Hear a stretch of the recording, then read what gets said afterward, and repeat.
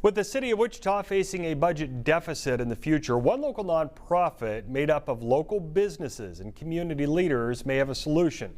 It comes in the form of a sales tax, and the authors of the idea say it will pay big dividends to the people who live here. Brock Wilson explains what it could mean for you. Brock?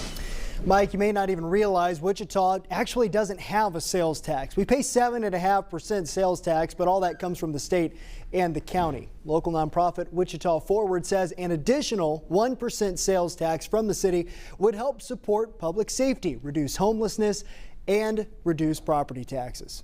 We went out and got some polling to validate that those things were still of concerns and interest to citizens in solving, and then just kind of slowly started to expand the coalition of people that are working on it from there. Aaron Bastian is the CEO of Fidelity Bank and co-founder of Wichita Forward. He says a 1% sales tax would generate hundreds of millions of dollars for the city. We've got a pretty broad group of folks that really think this makes an awful lot of sense and want to get the chance to see it put to a vote. But any new sales tax must be approved by voters. In order for it to get to a public vote, it must first be approved by the city council. I think there's openness on the city council to have this conversation because ultimately it's the voters who are going to decide. And Wichita City Councilman Dalton Glasscock says they've got a lot to decide on. It'll be the voters who decide whether or not they want lower property taxes. It'll be the voters that decide whether or not they want to take care of our aging facilities, including police and fire facilities.